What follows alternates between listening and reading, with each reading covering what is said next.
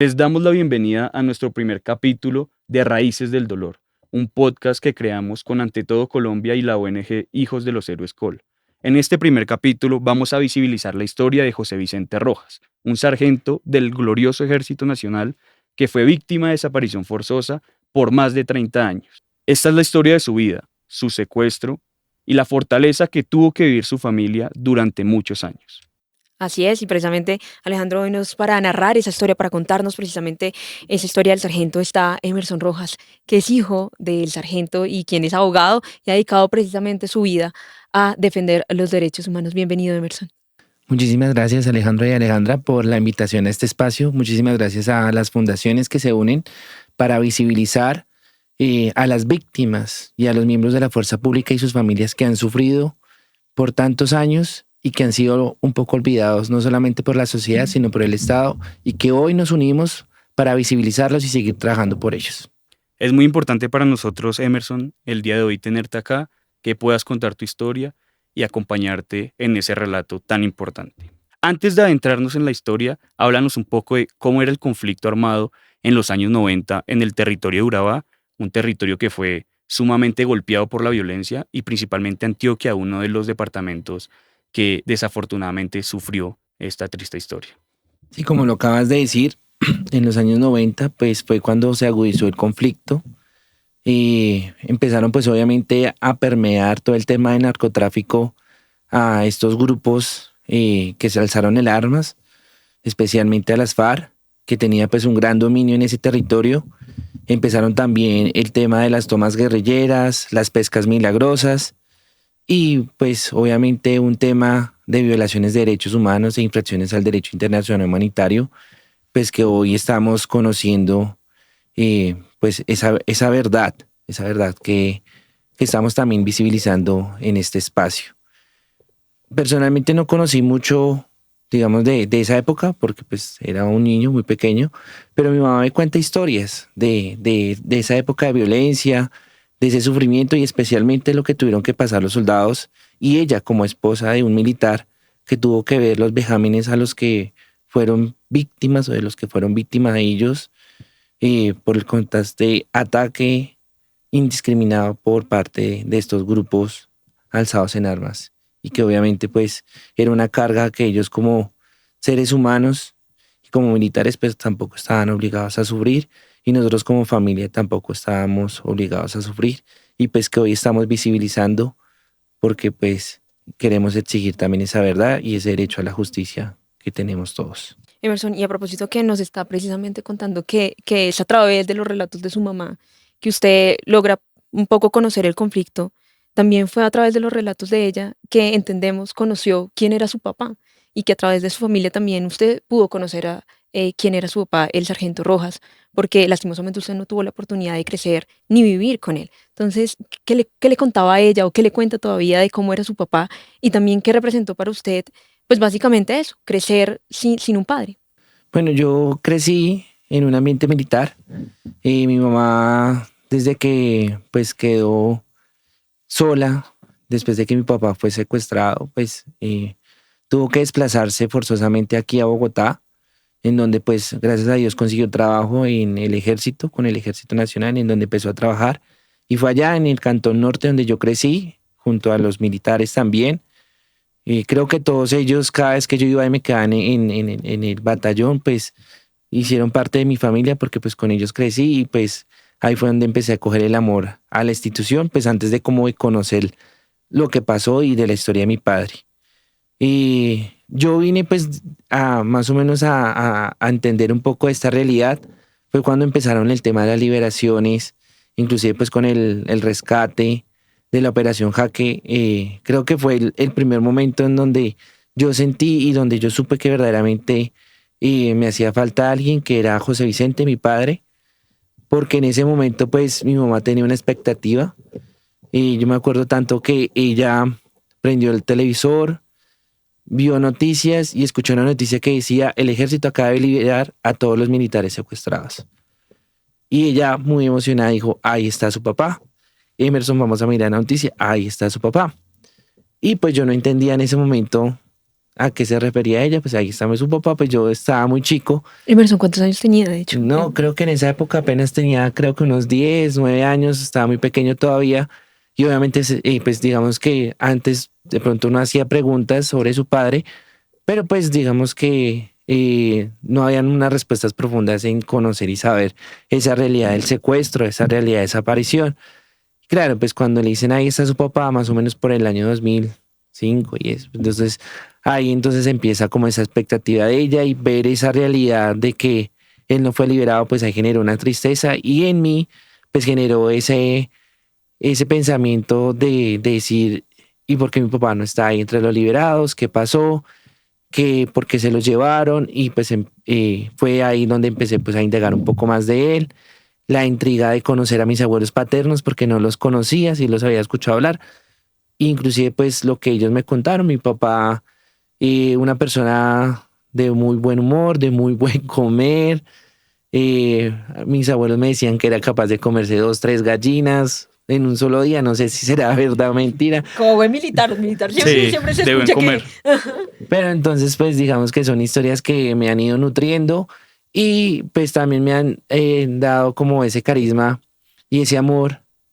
Y porque yo sé que mi papá cuando entró al ejército, lo que me han dado a entender mis abuelos y mi mamá lo hizo porque le nacía ser parte de las fuerzas militares.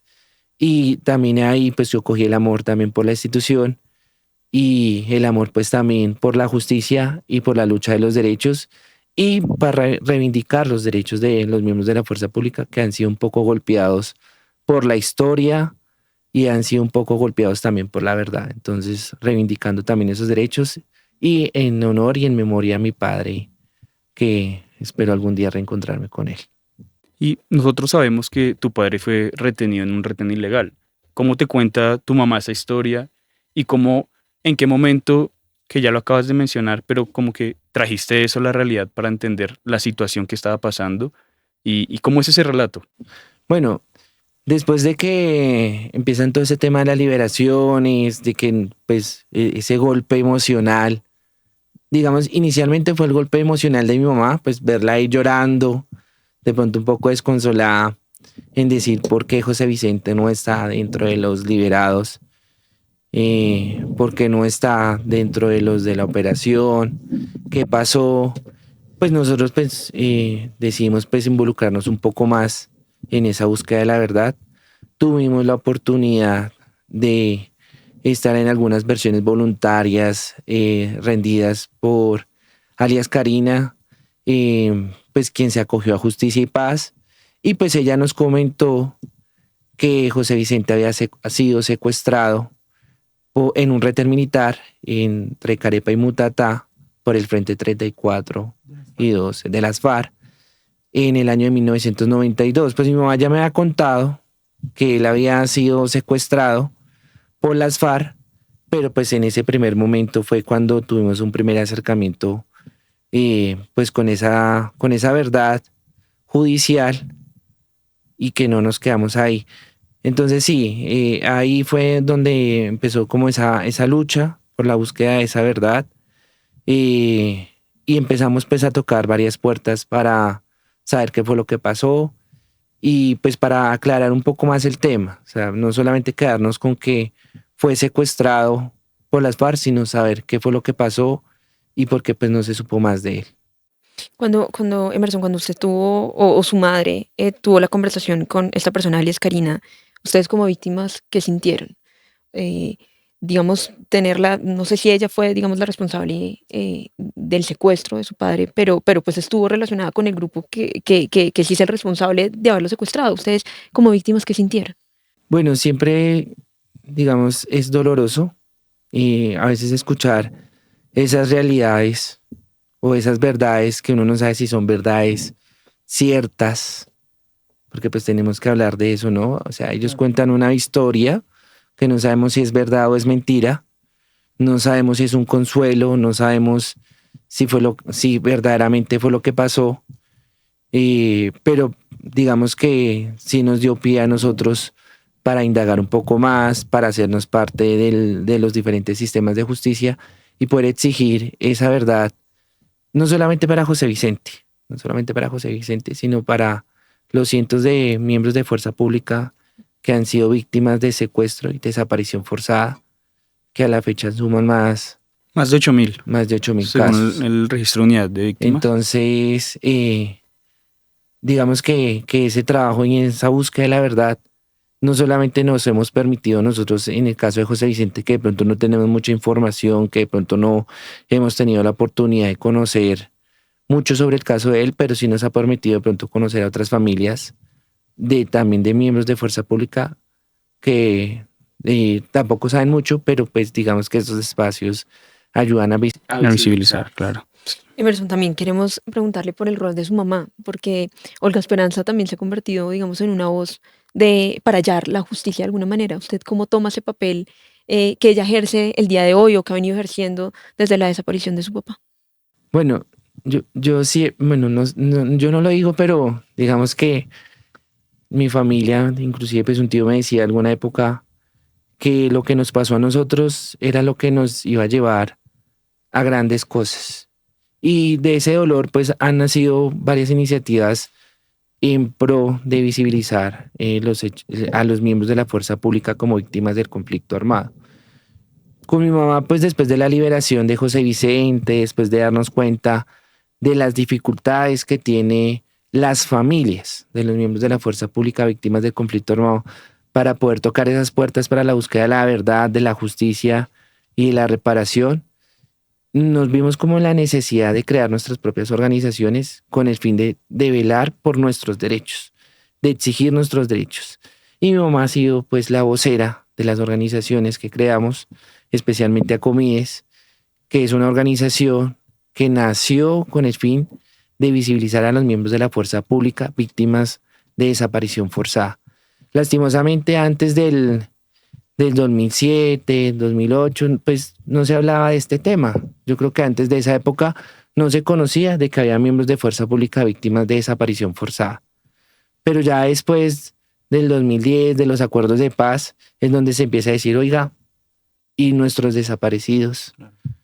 Inclusive algo que me llama bastante la atención es que cuando nosotros empezamos en este trabajo, en el 2007 solamente se hablaban de 164 casos de miembros de fuerza pública víctimas de desaparición forzada. Imagínate, y hoy en día realmente tenemos más de 400.000 víctimas de la fuerza pública del conflicto armado en Colombia en general y que se reducen a 8.000 en el caso de desaparición forzosa. Se está desconociendo o se ha desconocido durante muchos años este lado de la verdad y que no hay que desconocer ninguna verdad. Al final hay que visibilizarlas todas y mostrar que los integrantes de la fuerza pública también sufrieron las atrocidades de la guerra, también estaban exponiendo sus vidas y las de sus familias, sobre todo, también. Sí, entonces pues nosotros nos dimos cuenta de eso, ¿no? De que iniciaron pues los acuerdos de paz con una parte del conflicto que fue las FARC, porque pues antes ya habíamos hecho varios acuerdos con las autodefensas, el M-19, el Quintilame, pero pues digamos que someramente se había hablado de miembros de fuerza pública víctimas del conflicto. Pero pues hasta ahorita nosotros estamos visibilizando la magnitud de verdaderamente saber qué es lo que han sufrido nuestros soldados, nuestros aviadores, nuestros policías y lo que no hemos sufrido nosotros los hijos. En últimas, detrás de cada militar o de cada ser humano que sufre un daño, pues está su familia. Y esa es la lucha que nosotros hemos venido reivindicando porque pues hemos encontrado muchos espacios en donde se han cerrado las puertas simplemente por decir que reivindicamos los valores que representa un miembro de fuerza pública y su familia que ha sufrido la violencia. Valores como la lealtad, el compromiso y el amor por la patria. Digamos que yo he ido a espacios en donde me encuentro con defensores de derechos humanos, víctimas del conflicto armado, en donde les digo yo soy orgulloso de que mi papá sea militar. Soy orgulloso de eso, no tengo que esconderlo. Y quiero reivindicar la memoria de él, reivindicar su historia y reclamar, o sea, y exigir mis derechos. Y solamente por decir eso he sido revictimizado por quien no debería ser revictimizado. O sea, es ilógico que de pronto una víctima que también ha sufrido lo mismo que ha sufrido yo, me revictimice solamente por, digamos, velar por mis derechos y por la honra y el honor de mi padre. Entonces, bueno, y también personas, funcionarios y demás que de pronto atacan este pensamiento. Entonces, digamos que desde ahí ha sido esa lucha, ha sido esa voz de Olga Esperanza, de mi madre, y una lucha que también hemos seguido, y yo creo que gracias a eso también he decidido enfocar toda mi carrera en torno a la protección de los derechos humanos y en torno a visibilizar esta situación. Claro, yo tengo la fortuna de conocer a tu madre, Olga Esperanza, y en diferentes espacios que hemos tenido, mesas de trabajo con el Centro de Memoria, Paz y Reconciliación del distrito, nos ha podido contar su experiencia en diferentes mesas de trabajo de víctimas donde ha sido estigmatizada, atacada, señalada e incluso sacada de estos espacios. De pronto, en todos estos hechos y vivencias que tú también has pasado, ¿qué es específicamente lo más difícil que se ha logrado, que has vivido en estos momentos? Y de pronto, ¿cómo tú puedes plantear algo para que esto deje de pasar, para que de verdad igualen las víctimas del conflicto armado y dejen de sacarlos y estigmatizarlos de estos Sí, espacios? porque un dolor no, finalmente un dolor no vale más que el otro, o no me Exacto. duele más que el otro, digamos, hemos pasado por tantos años de conflicto en nuestro país que ya vendría siendo la hora de tener empatía con los diferentes dolores, sea cual sea de donde venga la víctima, ¿no? Sí, digamos que uno de los temas más complejos ha sido el tema de llegar hacia la institucionalidad y el reconocimiento como víctima. Yo creo que cuando nosotros iniciamos este trabajo, de pronto habían muchas barreras. Primero porque a pesar de que en la norma se reconocía el miembro de la fuerza pública como víctima del conflicto armado, pues estaba ahí bien plasmado, pero no estaba exteriorizado. Hay muchos funcionarios que trabajaban con diferentes entidades como la Unidad de Víctimas, el Centro de Paz y Reconciliación, la Comisión de la Verdad, pues desconocían esta realidad y de pronto no veían como la magnitud del sufrimiento y la magnitud de violaciones e infracciones al derecho internacional humanitario. Entonces, digamos que eso ha sido difícil porque ese desconocimiento no creo que sea de la norma, sino ese desconocimiento de la humanización también del miembro de la fuerza pública ha sido esa barrera que estamos rompiendo.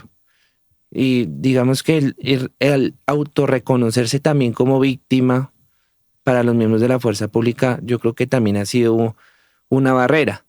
¿En qué sentido? Pues digamos que en algunos espacios hace muchos años, cuando uno llegaba a algunas unidades militares y pues se encontraba con algunos oficiales y demás, que de pronto decían, pero nosotros no somos víctimas, nosotros Claro. somos héroes, nosotros somos... La deshumanización de ellos, los militares. ellos mismos a veces también, digamos que permeados también por las dinámicas del conflicto, no reconocían también que podían o que pueden ser Víctimas. víctimas de ese sufrimiento y ese dolor, y que pues detrás de ellos también están las familias y que uno también siente lo que ellos también puedan sentir.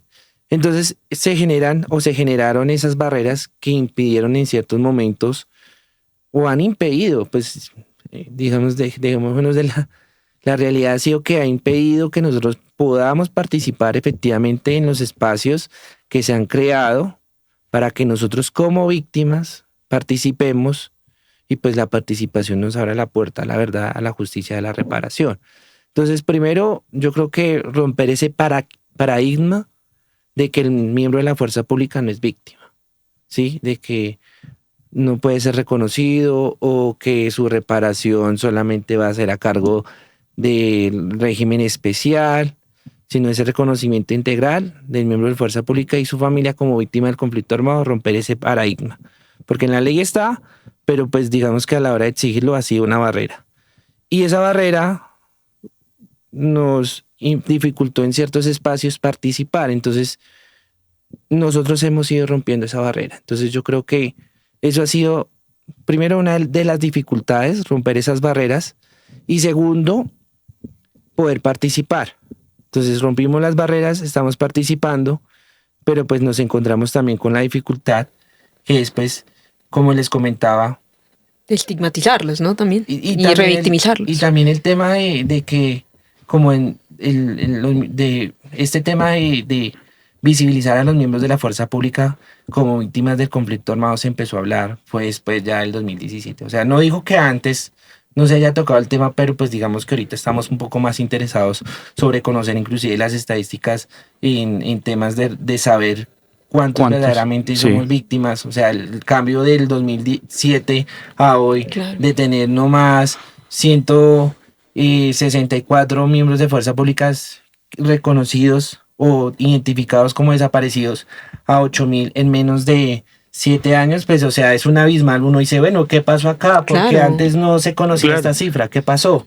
Entonces, cuando se empieza a trabajar en eso, cuando empezamos nosotros a participar en los espacios, pues ya obviamente habían muchas organizaciones con más capacidades, con mucho más trabajo. Nosotros empezamos con un trabajo un poco más rezagado. Y digamos que como fundación también ha sido, digamos, la juventud de nuestras organizaciones ha sido como una barrera para poder aplicar a diferentes convenios y demás que nos puedan fortalecer para poder ayudar a nuestras Claro, víctimas. y de pronto entrar al registro único de víctimas es muy difícil para los integrantes de la fuerza pública víctimas del conflicto armado. Y se dice que es un proceso muy largo para poder registrarse y para poder ser reconocido. Ese proceso, ¿cómo te tocó a ti? ¿Cómo fue el hecho de que te reconocieran? ¿Fue muy complicado? Eso parte del desconocimiento. En la norma era claro decir que los miembros de la fuerza pública eran víctimas. Mi papá, víctima, obviamente fue secuestrado y desaparecido por las FARC. Una realidad, una clara violación a un derecho humano y a una clara infracción al derecho internacional humanitario. Pero el desconocimiento está en el funcionario. O sea, en la ley está específicamente que ellos pueden ser reconocidos como víctimas.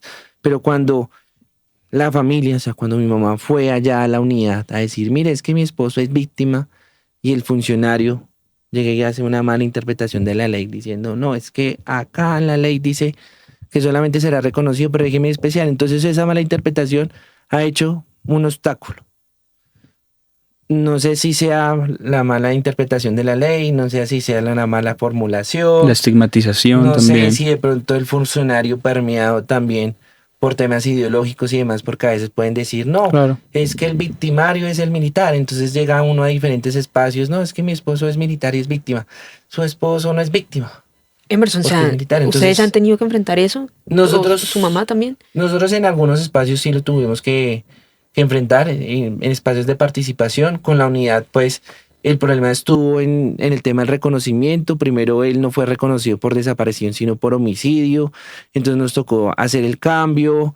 Digamos que en ese proceso, pues obviamente fue como un poco más tardío, pero a diferencia de otras familias pues que hemos conocido nosotros, no ha sido como tan dramático.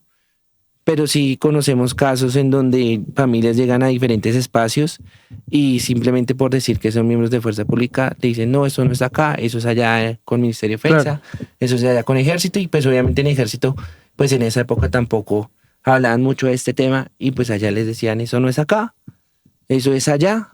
Y pues las familias en última se resignaron a no declarar, y yo creo que eso también ha hecho que pues esas cifras, ¿no? De pasar de un De más de número. 100 a casi. Entonces yo creo que ha sido eso, pero pues se ve como que ese esfuerzo ha sido dignificante, porque pues desde nuestro esfuerzo como familia por encontrar a José Vicente y esa lucha por la verdad y sus derechos, también hemos permitido esa sensibilización para que otras familias también puedan acceder a esos Claro, derechos. y también cuando primero fue un reto reconocer a tu padre como víctima, a pesar de que ya era claro que era una víctima, y después reconocer a sus familiares como víctimas secundarias, me imagino que fue un reto aún más grande.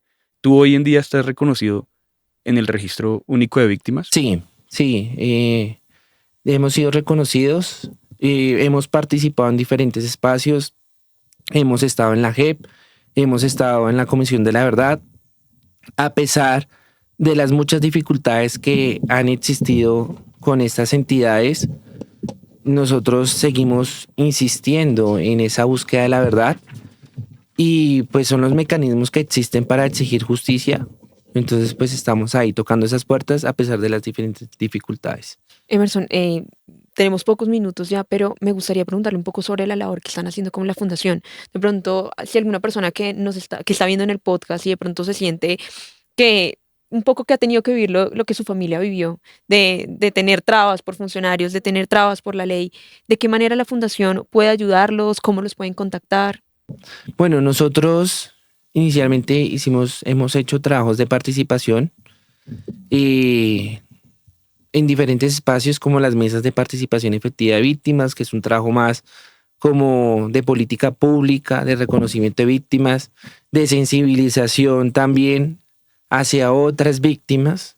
Digamos que ha sido ese doble trabajo en que las personas, digámoslo así, del común o la sociedad civil, entienda que los miembros de la fuerza pública han sido víctimas del conflicto armado, que sus familias quieren reivindicar su memoria, quieren reivindicar sus derechos. Entonces ha sido esa sensibilización, la sensibilización a los funcionarios y a las entidades. Digamos que eso hace parte de la participación, a pesar de que hemos sentido muchas dificultades con diferentes entidades para la participación de la organización. No rescindimos pues en esa lucha. Y pues nosotros hemos tratado pues, de generar muchas líneas de acción, especialmente con el tema de acompañamiento jurídico. En la actualidad pues no estoy dedicado 100% a la fundación, ahorita hay unas personas encargadas del tema y las pueden contactar a través de redes sociales, en Facebook, en Twitter, acomies.ov, a través de esas redes sociales y pues de pronto yo les dejo el número también para que ustedes lo puedan compartir. Claro, lo podemos colocar en la pantalla para que las personas sepan cómo ingresar y obtener Ajá. ayuda. También sería importante de pronto escuchar un mensaje de aliento, de motivación de tu parte y saber qué le dirías tú a la familia militar y policial que durante muchos años ha sufrido esta estigmatización por parte de la población civil, por parte de los grupos armados también, por parte de las instituciones, por parte de todo el mundo. ¿Cuál es ese mensaje? Bueno, el mensaje es que tenemos que participar en los diferentes espacios. Sé que no es fácil, sé que no es a veces ameno nuestra verdad, nuestra historia, nuestro dolor, pero es importante hacerlo porque eso hace parte de la construcción de verdad, eso hace parte de la construcción de justicia y esa es la historia que nuestros hijos van a llevarse y nuestros nietos. Yo siempre he dicho que si nosotros no participamos en esa construcción de la verdad, pues estamos permitiendo que la verdad la construyan otros. Y personalmente y mi familia no está dispuesta a negociar esa verdad. No estamos dispuestos a decir más adelante que José Vicente no es un héroe, que el trabajo que hizo él no está acorde a lo que se debería hacer. Entonces yo creo que esa construcción de la verdad parte y esa motivación, ese llamado a todos nuestros soldados, a todos nuestros policías, aviadores y marineros, es a participar en estos espacios que nos ayudan a construir verdad, que nos ayudan a construir justicia y que es lo que vamos a mostrar más adelante, porque no podemos dejarnos vencer, no solamente por el conflicto, sino también no nos podemos dejar vencer por las verdades de otros. Entonces tenemos que construir para que la verdad que se imponga sea la de nosotros y que también se visibilice nuestros sentimientos y se visibilice lo que ha pasado verdaderamente en la historia de Colombia. Así es, Emerson, y es importante que las personas que nos vieron hoy en el podcast recuerden que la historia del sargento Rojas es una, ¿no? Entre las tantas que hay de nuestra fuerza pública que han sido no víctimas del conflicto y como bien nos comentaba Emerson, que lastimosamente a veces no son reconocidas o a veces ellas mismas pues no son conscientes de que son víctimas de tantos años de violencia que ha habido en nuestro país. Entonces, de verdad, muchísimas gracias por acompañarnos acá.